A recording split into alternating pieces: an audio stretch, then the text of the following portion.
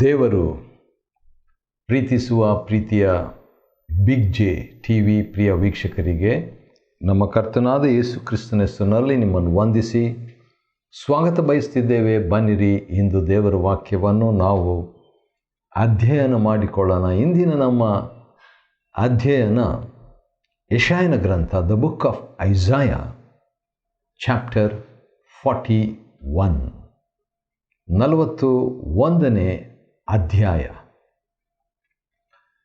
ಈಗಾಗಲೇ ನಾನು ಹೇಳಿದ ಹಾಗೆ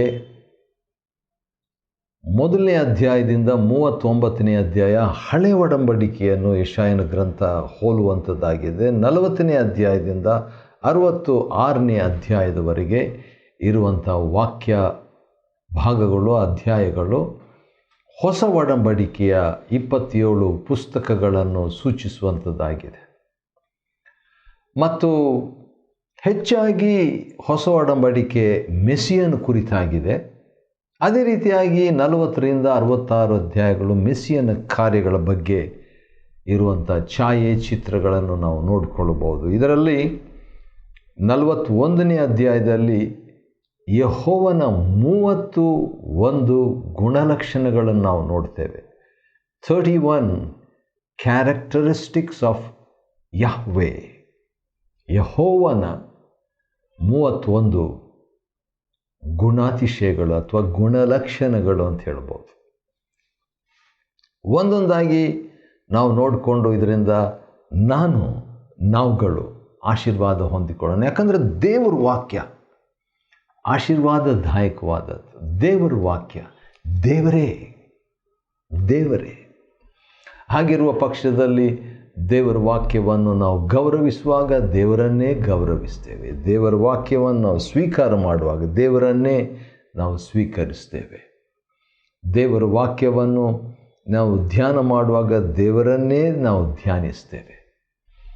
ದೇವರ ವಾಕ್ಯವನ್ನು ಅಧ್ಯಯನ ಮಾಡಿಕೊಳ್ಳುವಾಗ ದೇವರ ಮನಸ್ಸನ್ನು, ದೇವರ ಕಾರ್ಯವನ್ನು, ದೇವರ ಚಿತ್ತವನ್ನು, ದೇವರ ಯೋಜನೆಯನ್ನು ನಾವು ಅಧ್ಯಯನ ಮಾಡಿಕೊಳ್ಳುವಂತೆ ಆಗುತ್ತೆ.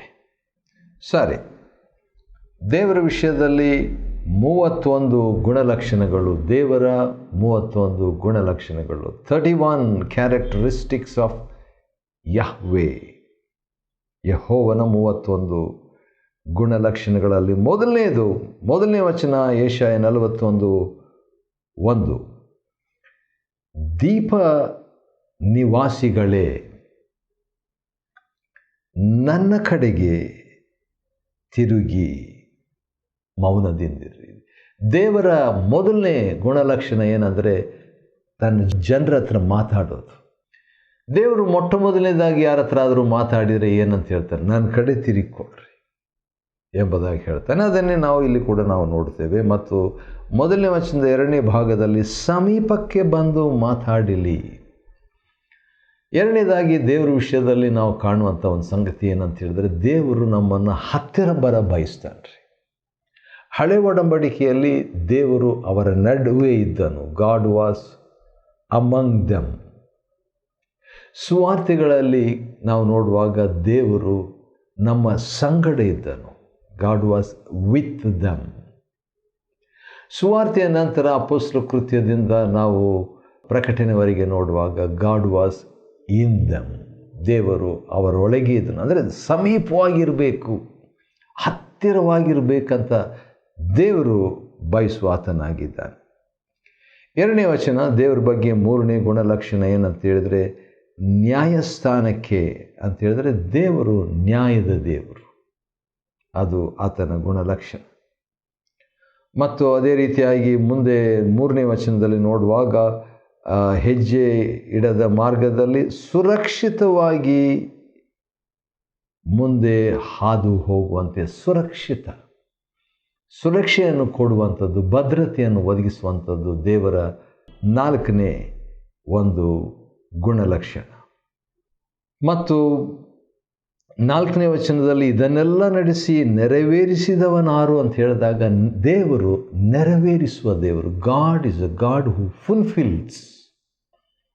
ಅದೇ 4ನೇ ವಚನದಲ್ಲಿ ದೇವರ ಬಗ್ಗೆ 6ನೇ ವಿಷಯ ಏನಂತ ಹೇಳಿದರೆ ಆತನು ಆದಿಯಿಂದ ಈಗಿನವರೆಗೆ ತಲತಲಾಂತರ ಆತನು ಬರಮಾಡುವ ಆತನಾಗಿದ್ದಾನೆ. ಅಂದರೆ ಆತನು ಪೋಷಣೆ ಮಾಡುವ ಆತನು. ಈ ಟೇಕ್ಸ್ ಕೇರ್. ಆತನು ಈ ಸಸ್ಟೈನ್ಸ್. ದೇವರು ಪರಾಮರಿಸುವ ದೇವರಾಗಿದ್ದಾನೆ ಎಲ್ಲವನ್ನು, ಅಂದರೆ ತನ್ನ ಸೃಷ್ಟಿಯನ್ನು. ಆನಂತರ ನಾವು ನೋಡುವಾಗ 7ನೇದಾಗಿ ದೇವರ ವಿಷಯದಲ್ಲಿ ನೋಡುವಾಗ, ನಾನು ಆದಿಪುರುಷನು ಅಂತ್ಯಕಾಲದವರ ಸಂಗಡಿಗನು ಆಗಿರುವ ಆತನು ಅಂತ ದೇವರು ಹೇಳ್ತಾನೆ ರೀ. ಆತನೇ ಆದಿಯು ಅಂತ್ಯವು. ಇನ್ನೊಂದು ರೀತಿಯಿಂದ ಅದನ್ನು ಹೇಳೋಣ. ದೇವರು ಇನ್ನೊಂದು ಗುಣಲಕ್ಷಣ ಅಂದರೆ ದೇವರು ಸಮಸ್ತವಾಗಿದ್ದಾನೆ, ಸಮಸ್ತವೂ ಆಗಿದ್ದಾನೆ. ಅದನ್ನು ನಾನು ಒಂದು ವಾಕ್ಯ ನನಗೆ ನೆನಪಿಗೆ ಬರ್ತಿದೆ. 1 ಕೊರಿಂಥ 15ನೇ ಅಧ್ಯಾಯದಲ್ಲಿರುವಂಥ ಒಂದು ವಾಕ್ಯ. ಅದನ್ನು ನಾನು ಈ ರೀತಿಯಾಗಿ ಓದಲಿಕ್ಕೆ ಇಷ್ಟಪಡ್ತೇನೆ. ಯಾಕಂತೇಳಿದರೆ, ಒಂದು ದಿನ ಬರ್ತದೆ, ಆಗ ನಡೆಯುವಂಥದ್ದು ಏನು ಎಂಬುದಾಗಿ ಪೌಲನು ಹೇಳ್ತಾನೆ ರೀ. 15ನೇ ಅಧ್ಯಾಯ 1 ಕೊರಿಂಥ ಮತ್ತು 28ರಲ್ಲಿ ಕೊನೆ ಭಾಗ, 28ನೇ ವಚನದ ಕೊನೆ ಭಾಗ, ದೇವರು ಸಮಸ್ತರಲ್ಲಿಯೂ ಸಮಸ್ತವೂ ಆಗುವನು. ಸಮಸ್ತರಲ್ಲಿಯೂ ಸಮಸ್ತವೂ ಆಗುವನಂತೆ. ನೋಡಿದ್ರ, ಆದ ಕಾರಣ ದೇವರ ಆ ಒಂದು ಆದಿ ಅಂತ್ಯ ಅಂತ ಹೇಳುವಾಗ 4ನೇ ವಚನದಲ್ಲಿ ಅದನ್ನೇ ಅದು ಸೂಚಿಸ್ತದೆ. 8ನೇದಾಗಿ ದೇವರ ವಿಷಯದಲ್ಲಿ 31 ಗುಣಲಕ್ಷಣಗಳನ್ನು ಯೆಶಾಯ 41ರಲ್ಲಿ ನೋಡ್ತಿದ್ವಿ. 41st ಚಾಪ್ಟರ್ 41ನೇ ಅಧ್ಯಾಯದಲ್ಲಿ ದೇವರ ಬಗ್ಗೆ 31 ಗುಣಲಕ್ಷಣಗಳು. ಅದರಲ್ಲಿ 8ನೇದೀಗ ನಾವು ನೋಡಲಿಕ್ಕಿದ್ದೇವೆ. ಅದೇನಂತ ಹೇಳಿದರೆ 8ನೇ ವಚನ, ನನ್ನ ಸೇವಕನಾದ ಇಸ್ರಾಯೇಲ್ರೆ. ಹಾಗಾದರೆ ನನ್ನ ಸೇವಕ ಅಂತ ಹೇಳುವಾಗ ದೇವರು ಯಾರು? ಬಾಸ್, ಯಜಮಾನ. ಅದೇ 8ನೇ ವಚನದ 2ನೇ ಭಾಗ, ನಾನು ಆದುಕೊಂಡ ಯಾಕೋಬೆ. ಹಿ ಚೂಸಸ್. ಆತನು ಆಯ್ಕೆ ಮಾಡುವ ಆತನು. ಆತನು ಬಾಸ್ ಮಾತ್ರ ಅಲ್ಲ, ಆತನು ಆಯ್ಕೆ ಮಾಡುವ ಆತನು. ಆಯ್ಕೆ ಮಾಡುವ ಆತನು, MD ಆಗಿರುವ ಆತನು, ದೊಡ್ಡ CEO ಅಂತ ಹೇಳುವಾಗ ದೊಡ್ಡ ವ್ಯಕ್ತಿ ನಾವು ಸಮೀಪಿಸ್ಲಿಕ್ಕೆ ಆಗಲ್ಲ ಅಂತ ಅನ್ಕೋಬಾರ್ದು ಅಂತ ಹೇಳ್ಬಿಟ್ಟು 8ನೇ ವಚನದ 2ನೇ ಭಾಗದಲ್ಲಿ, ನನ್ನ ಸ್ನೇಹಿತನಾದ ಅಬ್ರಹಾಮನ ಸಂತತಿ. ದೇವರು ಸ್ನೇಹಿತನು. ಹೌದು, ಆತನ ಯಜಮಾನ, ಆತನು ಬಾಸು, ಆತನು ಆಯ್ಕೆ ಮಾಡುವ ಆತನು, ಆತನು ಸೃಷ್ಟಿಕರ್ತನು. ಹೌದು, ಇವೆಲ್ಲ ನಿಜ. ಆತನು ಆಜ್ಞಾಪಿಸುವ ಆತನು ಅದೇ ಸಂದರ್ಭದಲ್ಲಿ ಸ್ನೇಹಿತನಾಗಿರ ಬಯಸ್ತಾನೆ. ಹಾಗೆ ಮುಂದೆ ನಾವು ನೋಡುವಾಗ, ದಿಗಂತಗಳಿಂದ ಕರೆದ ಜನವೇ, ಆತನು ಕರೆಯುವ ಆತನು. He calls. ಆತನ ನೇಚರ್, ಆತನ ಸ್ವಭಾವ ಕರೆಯೋದು ಆತನ ಸ್ವಭಾವ ಆಗಿದೆ. ಅಷ್ಟೇ ಅಲ್ಲ, ಆರಿಸಿಕೊಂಡೇನಂತ ಹೇಳಿಬಿಟ್ಟು ತಳ್ಳಲಿಲ್ಲ. ದೇವರ ಒಂದು ಸ್ವಭಾವ ಸ್ವೀಕೃತ ಮಾಡುವುದು. ಹಿ ಅಕ್ಸೆಪ್ಟ್ಸ್. ತಳ್ಳೋದಲ್ಲ ಆತನ ಕೆಲಸ, ತಳ್ಳಿ ಬಿಡುವುದಿಲ್ಲ ಅಂತ ಹೇಳ್ತಾರೆ. ನನ್ನ ಬಳಿಗೆ ಬರುವವರನ್ನು ನಾನು ಎಂದಿಗೂ ತಳ್ಳಿ ಬಿಡುವುದೇ ಇಲ್ಲ ಅಂತ ಯೋಹಾನ 6ರಲ್ಲಿ ಆತನು ಸ್ಪಷ್ಟವಾಗಿ ಹೇಳಿದ್ದಾನೆ. ಆಮೇಲೆ, ನಾನೇ ನಿನ್ನೊಂದಿಗಿದ್ದೇನೆ. ಹಿ ಸ್ಟೇಸ್ ವಿತ್ ಅಸ್. ಸುಮ್ಮನೆ ಯಾವಾಗ ಬಂದು ವಿಸಿಟ್ ಮಾಡಿ ಹೋಗುವಂತ, ಯಾವಾಗಲೂ ಜೊತೆಗಿರೋ ಬಯಸ್ತಾನೆ ದೇವರು. ಆಶ್ಚರ್ಯ. ಮತ್ತು ಮುಂದೆ ನಾವು ನೋಡುವಾಗ, ನಾನೇ ನಿನ್ನ ದೇವರು, ನಾನೇ ಅಂತ ಹೇಳುವಾಗ ಆತನು ವೈಯಕ್ತಿಕವಾದ ಸಂಬಂಧ ಇಟ್ಕೊಳ್ಳಿಕ್ಕೆ ಇಷ್ಟಪಡ್ತಾನೆ ದೇವರು. God is not A remote, ದೂರ ದೇವರಲ್ಲ, ಹತ್ತಿರ ದೇವರು ಅಷ್ಟೇ ಅಲ್ಲ, ವೈಯಕ್ತಿಕ ದೇವರು. Is A personal god. ಆಮೇಲೆ ದೇವರು ಹೇಳುವಂಥ ದೇವ್ರ ಬಗ್ಗೆ 31 ಗುಣಲಕ್ಷಣಗಳನ್ನು ನಾವು ನೋಡ್ತಾ ಇದ್ದೀವಿ. ಅದರಲ್ಲಿ 15ನೇ ಗುಣಲಕ್ಷಣ ಏನಂತ ಹೇಳಿದರೆ, ಆತನು ಬಲಪಡಿಸ್ತಾನೆ. ಹಿ ಸ್ಟ್ರೆಂಥನ್ಸ್ ಅಸ್. ಇನ್ನೇನು ಬೇಕು ನಮಗೆ? ನನ್ನನ್ನು ಬಲಪಡಿಸ್ತಾನೆ ದೇವರು. ಅಷ್ಟೇ ಅಲ್ಲ, ಬಲಪಡಿಸಿ 10ನೇ ವಚನದಲ್ಲಿ ನಿನಗೆ ಸಹಾಯ ಕೊಡ್ತೇನೆ. ದೇವರು ಸಹಾಯ ಕೊಡ್ತೀನಿ ಅಂತ ಹೇಳಿದ್ದಾನೆ. ಆ ರೀತಿಯಾಗಿ ಹೇಳಿದಂಥ ದೇವರು ನಮಗೆ ಸಹಾಯ ಮಾಡದೇ ಇರ್ತಾನೆ. ರಾಷ್ಟ್ರಕ್ಕೆ ಕೊಡುವ ಸಹಾಯ ಮಾಡುವ ದೇವರು ನಮಗೂ ಕೂಡ ಹೊಸ ಒಡಂಬಡಿಕೆಯಲ್ಲಿ ಸಹಾಯ ಮಾಡಲಿಕ್ಕೆ ಶಕ್ತನಾಗಿದ್ದಾನೆ. ಇಬ್ರಿಯ 2:18 ಪ್ರಕಾರ ಶಕ್ತನಾಗಿದ್ದಾನೆ, ಸದಾ ಬದುಕುವವನಾಗಿದ್ದಾನೆ. ಇಬ್ರಿಯ 7:25 ಸಹಾಯ ಮಾಡ್ತೀನಿ ಎಂಬುದಾಗಿ ಹೇಳುವ ಆತನು ದೇವರು, ಒಳ್ಳೆ ದೇವರು.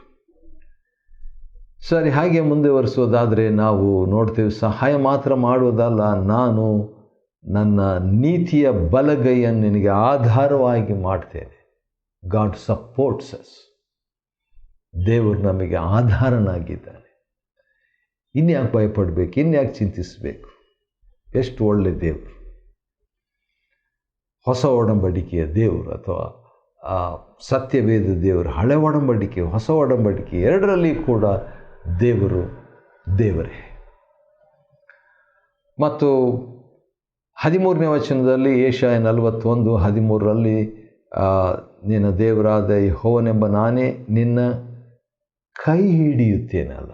ಹಿ ಹೋಲ್ಡ್ಸ್, ಆತನ ನೇಚರ್, ಆತನ ಸ್ವಭಾವ ಕೈ ಹಿಡಿಯುವಂಥದ್ದು, ಕೈ ಹಿಡಿದು ನಡೆಸುವಂಥದ್ದು. ಆತನ ಕೈಯಲ್ಲಿ ನಾವಿರುವಾಗ ಬಿಡಿಸ್ಕೊಳ್ಳಿಕ್ಕೆ ಯತ್ನಿಸಬಾರ್ದು. ಅನೇಕ ಸಾರಿ ನಾವು ಯತ್ನಿಸಿದ್ದೇವೆ, ಆದರೆ ಆತನ ಕೈ ಬಿಡಲ್ಲ, ತೊರೆಯೋದಿಲ್ಲ. ಅದು ಮುಂದೆ ನಾವು ನೋಡೋಣ ಅದರ ಬಗ್ಗೆ. ಆದರೆ ಮತ್ತೆ ಅದೇ ಸಂದರ್ಭದಲ್ಲಿ ಆತನು 14ನೇ ವಚನ, ಇಸ್ರಾಯೇಲಿನ ಸದಮಲ ಸ್ವಾಮಿ, ಈಸ್ ಅ ಹೋಲಿ ಒನ್. ಆತನು ಪರಿಶುದ್ಧನು. ಪರಿಶುದ್ಧನಷ್ಟೇ ಅಲ್ಲ, 14ನೇ ವಚನದಲ್ಲಿ ನಿನಗೆ ವಿಮೋಚಕನು, ಈಸ್ ಅ ರಿಡೀಮರ್. ಆತನ ಸ್ವಭಾವವೇ ವಿಮೋಚಿಸುವ ಸ್ವಭಾವ. ಆತನ ಕೆಲಸನೇ, ಆತನ ಪ್ರೀತಿನೇ, ಆತನ ಕರ್ತವ್ಯನೇ, ಆತನ ಬಯಕೆನೇ, ಆತನ ಸ್ವಭಾವವೇ ವಿಮೋಚಿಸುವ ಸ್ವಭಾವ. ಮತ್ತು ಮುಂದೆ ನಾವು ನೋಡುವಾಗ 16ನೇ ವಚನದಲ್ಲಿ ದೇವರ ಇನ್ನೊಂದು ಗುಣಾತಿಶಯ ಏನಂತ ಹೇಳಿದರೆ, ನಮ್ಮನ್ನು ಸಂತೋಷಪಡಿಸುವಂಥದ್ದು. ಯಾಕಂದರೆ ನೀನಂತೂ ಯೆಹೋವನಲ್ಲಿ ಆನಂದಿಸುವಿ. ನಾವು ಸಂತೋಷವಾಗಿರುವುದು ದೇವರಿಗೆ ಇಷ್ಟ ರೀ. ಆದ ಕಾರಣ ಆ ಸಂತೋಷಪಡಿಸಲಿಕ್ಕೆ ಏನೆಲ್ಲ ಆತನು ಮಾಡಿದ್ದಾನೆ, ಆತನ ನಾಮಕ್ಕೆ ಸ್ತೋತ್ರವಾಗಲಿ. ಮುಂದೆ ನಾವು ಓದೋದಾದರೆ, ಆತನು ಸಂತೋಷಪಡಿಸುವಂಥದ್ದು ಅಷ್ಟೇ ಅಲ್ಲ, ಇಸ್ರಾಯೇಲಿನ ಸದಮಲ ಸ್ವಾಮಿಯಲ್ಲಿ ನಾವು ಹೆಚ್ಚಳ ಪಡುವಂತೆ ಮಾಡ್ತಾನೆ. ನಾವು ಆತನಲ್ಲಿ ಸಂತೋಷ, ಆತನ ವಿಷಯವಾಗಿ ಹೊಗಳುವಂಥದ್ದು, ಹೆಮ್ಮೆ ಪಡುವಂಥದ್ದು, ಆ ರೀತಿಯಾಗಿ ಮಾಡ್ತಾನೆ. ತಲೆ ಎತ್ತು ನಡೆಯುವಂತೆ ಮಾಡ್ತಾನೆ, ಗೌರವಿಸುವಂತೆ ಮಾಡ್ತಾನೆ. ಹೌದು, ಆಶ್ಚರ್ಯ. ಮುಂದೆ ನಾವು ಓದೋದಾದರೆ, ದೀನ ದರಿದ್ರರಿಗೆ ಯೆಹೋವನೆಂಬ ನಾನು ಪ್ರಸನ್ನನಾಗುವೆನು. ಅದೇನು ತೋರಿಸ್ತದೆ? ದೇವರ ಒಂದು ಶ್ರದ್ಧೆಯನ್ನು ತೋರಿಸ್ತದೆ. God's concern, is a concerned God who concerns. ಯಾರ ಬಗ್ಗೆ? ದೀನ ದರಿದ್ರರನ್ನು ಆತನು ನೋಡಿದಾಗ ಆತನೇನು ಮಾಡ್ತಾನೆ? ಆತನು ಅಂಥವರಿಗೆ ಪ್ರಸನ್ನನಾಗುವೆ, ಕಾಣಿಸ್ಕೊಳ್ತಾನಂತ. ಆತನ ನಾಮಕ್ಕೆ ಸ್ತೋತ್ರವಾಗಲಿ. ಅಷ್ಟೇ ಅಲ್ಲದೆ ಮುಂದೆ ನಾವು ನೋಡುವಾಗ ಆತನ ಇನ್ನೊಂದು ಮಹಾಗುಣ ಲಕ್ಷಣ ನಾವು ನೋಡ್ತೇವೆ. 31 ಕ್ಯಾರೆಕ್ಟರಿಸ್ಟಿಕ್ಸ್ ಆಫ್ ಯಾಹ್ವೆ. ಯೆಹೋವನ 31 ಗುಣಲಕ್ಷಣಗಳು, ಗುಣಾತಿಶಯಗಳು. ಅದರಲ್ಲಿ 24ನೇದು ಏನಂತ ಹೇಳ್ಬಿಟ್ಟು ನೋಡುವಾಗ 23ನೇ ವಚನದಲ್ಲಿದೆ, 41-23, ಇಸ್ರಾಯೇಲಿನ ದೇವರಾದ ನಾನು ಕೈ ಬಿಡೇನು. ಕೈ ಬಿಡೋದಿಲ್ಲ, ತಳ್ಳಲಿಲ್ಲ. 9ನೇ ವಚನ, ಕೈ ಬಿಡೇನು. 17ನೇ ವಚನ, ತಳ್ಳದೆ, ಕೈ ಬಿಡದೆ, ತಳ್ಳದೆ ಇರುವಂಥ ದೇವರು. ವಾವ್. ಮತ್ತು 18ನೇ ವಚನದಲ್ಲಿ ಮರುಭೂಮಿಯನ್ನು ಬುಗ್ಗೆಗಳಾಗಿಯೂ ಮಾಡುವೇನು ಅಂತ ಹೇಳುವಾಗ ಹಿ ಟ್ರಾನ್ಸ್ಫಾರ್ಮ್ಸ್, ಆತನ ರೂಪಾಂತರ ಪಡಿಸುವನು. ಮರುಭೂಮಿ ಇದ್ರೆ ಏನು, ಆತನ ಪ್ರಾಬ್ಲಮೇ ಇಲ್ಲ. ನನ್ನ ಜೀವನನೇ ಒಂದು ಮರುಭೂಮಿಯಾಗಿದ್ದರೂ ಕೂಡ ಆತನು ಬುಗ್ಗೆ ಅಲ್ಲಿಂದ ಬರಮಾಡಿ ರೂಪಾಂತರಿಸೋದಕ್ಕೆ ಶಕ್ತನಾಗಿದ್ದಾನೆ. ಅದು ಆತನ ಗುಣಾತಿಶಯ. ಮತ್ತು ಒಲಿವ ಮರಗಳ ನಡುವೆ ನೆಡುವೆನು. God is a God who plans. ನೆಡುವವನಾಗಿದ್ದಾನೆ. ಅಷ್ಟೇ ಅಲ್ಲ, ನೆಡುವುದಷ್ಟೇ ಅಲ್ಲ, 19ನೇ ವಚನ 41ನೇ ಅಧ್ಯಾಯ ಯೆಶಾಯ, ಆತನು ಬೆಳೆಸುವವನಾಗಿದ್ದಾನೆ. ಆತನು ನೆಡ್ತಾನೆ, ಬೆಳೆಸ್ತಾನೆ. ಹೌದು, ಆ ರೀತಿಯಾಗಿ ಮಾಡುವಾಗ ನನಗೊಂದು ವಾಕ್ಯ ನೆನಪಿಗೆ ಬರ್ತದೆ. ಯೆಶಾಯನ ಗ್ರಂಥ 53ನೇ ಅಧ್ಯಾಯದಲ್ಲಿ ಏನಂತಿದೆ? ಒಣ ನೆಲದೊಳಗೆ ಬೇರಿನಿಂದ ಹೊರಡುವ ಅಂಕುರದಂತೆಯೂ, 2ನೇ ವಚನ, ಬುಡದಿಂದ ಒಡೆಯುವ ಚಿಗುರಿನ ಹಾಗೂ ಅವನು ಯೆಹೋವನ ದೃಷ್ಟಿಯಲ್ಲಿ ಬೆಳೆದನು. ಬೆಳೆಸುವಿಕೆ ದೇವರು, ಅದು ಕೂಡ ಆತನ ಒಂದು ಗುಣಲಕ್ಷಣ. 20ನೇ ವಚನದಲ್ಲಿ ನೋಡುವಾಗ ನಾವು ಆತನು ಏನು ಮಾಡ್ತಾನೆ? ಹೌದು, ಆತನ ಹಸ್ತದ ಬಗ್ಗೆ ಒಂದು ಮಾತಿದೆ. ಅಷ್ಟೇ ಅಲ್ಲ, ಮುಂದೆ ನಾವು ನೋಡುವಾಗ ಎಲ್ಲರೂ ಆತನನ್ನು ತಿಳಿದುಕೊಳ್ಬೇಕು ಎಂಬುದಾಗಿ ಬಯಸುವ ಆತನ ಸ್ವಭಾವ. ಅದು ಆತನ ಸ್ವಭಾವ. 21ನೇ ವಚನದಲ್ಲಿ ದೇವರ ಇನ್ನೊಂದು ಗುಣಲಕ್ಷಣ ಅದೇನೆಂದರೆ, ಯಾಕೋಬ್ಯರ ಅರಸನಾದ ಯೆಹೋವನು. ಆತನು ಎಂಥವನಾಗಿರುವನೋ ಅಂಥವನಾಗಿಯೇ ಇರುವನು. ಆತನ ಅರಸನಾಗಿಯೇ ಇರುವನು. ಅನಂತರ ನಾವು 25ನೇ ವಚನಕ್ಕೆ ಬಂದರೆ, ಯೆಶಾಯ 41:25, ಅದರಲ್ಲಿ ತನ್ನ ನಾಮಕ್ಕೆ ಮಹತ್ವ ಕೊಡ್ತಾನೆ. ಆತನ ನಾಮದಲ್ಲಿ ಶಕ್ತಿ ಇದೆ. ಆತನ ನಾಮ ಪವಿತ್ರವಾದದ್ದು. ಆತನ ನಾಮ ಆತನ ಗುಣಲಕ್ಷಣ. ಸರಿ, ಹಾಗೆ ಮುಂದುವರಿಯುವುದಾದರೆ ಆತನು 37ನೇ ವಚನದಲ್ಲಿ ನಾವು ನೋಡುವಾಗ ಒಂದು ಈಗೋ ನೋಡು ಎನ್ನುವ ಮುಂದೂತನನ್ನು ಚೀಯೋನಿಗೆ. ಆ ಮುಂದೂತನ ಎಂಥ ವ್ಯಕ್ತಿ? ಶುಭ ಸಮಾಚಾರ ತಕ್ಕವನನ್ನು. ಯಾರಿದು? ಮೆಸ್ಸಿಯನ ಬಗ್ಗೆ ಇದೆ. ದೇವರ ಸ್ವಭಾವ, ಮೆಸ್ಸಿಯನ ಸ್ವಭಾವ ಒಂದೇ. ಯಾರೋ ಒಬ್ಬರು ಹೇಳಿದರು, ದೇವರ ಒಂದು ತಿಳ್ಕೊಳ್ಳಿಕ್ಕೆ ದೇವರ ಸ್ವಭಾವ ಕ್ರಿಸ್ತನಲ್ಲಿ ದೇವರನ್ನು.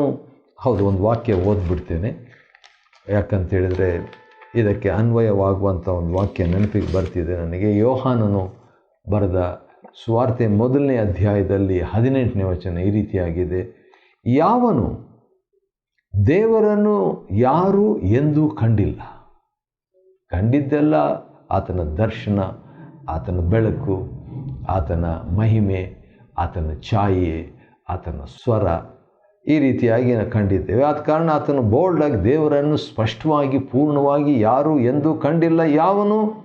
ಆದರೆ ಒಬ್ಬಾತನು ದೇವರನ್ನು ಕಂಡಿದ್ದಾರೆ.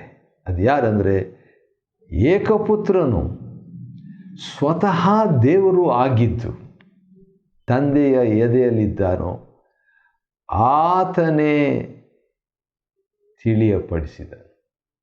ನಮ್ಮ ಕರ್ತನಾದ ಯೇಸು ಕ್ರಿಸ್ತನ ಬಗ್ಗೆ ಆತನು ಏಕಪುತ್ರನು ಒಂದು, ಸ್ವತಃ ದೇವರು, ಹಿ ಹಿಮ್ಸೆಲ್ಫ್ ಈಸ್ ಗಾಡ್. ಎರಡನೇದು, ತಂದೆಯ ಎದೆಯಲ್ಲಿರುವ ಆತನು. ವಾವ್! ತಂದೆಯ ಎದೆಯಲ್ಲಿ ಯೇಸು ಕ್ರಿಸ್ತನ ಎದೆಯಲ್ಲಿ ಯೋಹಾನನು ಹೊರಕೊಂಡಿದ್ದನು ಎಂದು ನಾವು ಕೂಡ ಆತನಿಗೆ ಹತ್ತಿರವಾಗಿರುವಂತೆ ಆಹ್ವಾನಿಸುತ್ತಿದ್ದಾನೆ. ಆಶ್ಚರ್ಯ. ಹೌದು, ಯೆಶಾಯನ ಗ್ರಂಥ 41ನೇ ಅಧ್ಯಾಯವನ್ನು ಅಧ್ಯಯನ ಮಾಡಿಕೊಳ್ಳುವಂತೆ ದೇವರು ಕೊಟ್ಟ ಕೃಪೆಗಾಗಿ ಆತನಿಗೆ ಸ್ತೋತ್ರವಾಗಲಿ. ದೇವರು ನಿಮ್ಮನ್ನು ಆಶೀರ್ವದಿಸಲಿ.